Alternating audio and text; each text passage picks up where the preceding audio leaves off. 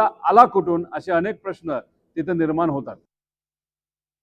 मान्य असलेला जी.आरला विरोध का? भुजबळांना माहित नव्हतं का? असा सवाल देखील आता आमदार रोहित पवारांनी उपस्थित केलाय।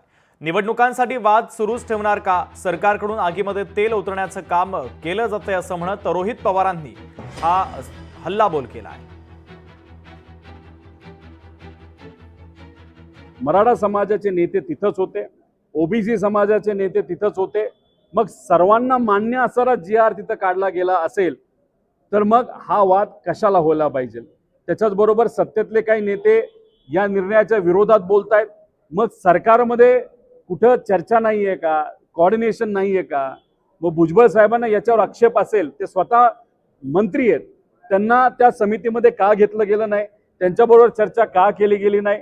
याच्यामध्ये एक गोष्ट स्पष्ट होती, भाजपला आणि मित्र पक्षाला काय पाहिजे तर ओबीसी आणि मराठा हा जो वाद दुर्दैवाने जो तिथं निर्माण झालेला आहे त्याच्यामध्ये अजून आगीत तेल टाकायचं आणि हा वाद अजून वाढला पाहिजे असा प्रयत्न सरकारकडनं होतोय, असं आमचं सगळ्यांचं ठाम मत आहे। एक छोटासा ब्रेक घेतोय आम्ही, लगेचच परत येतोय।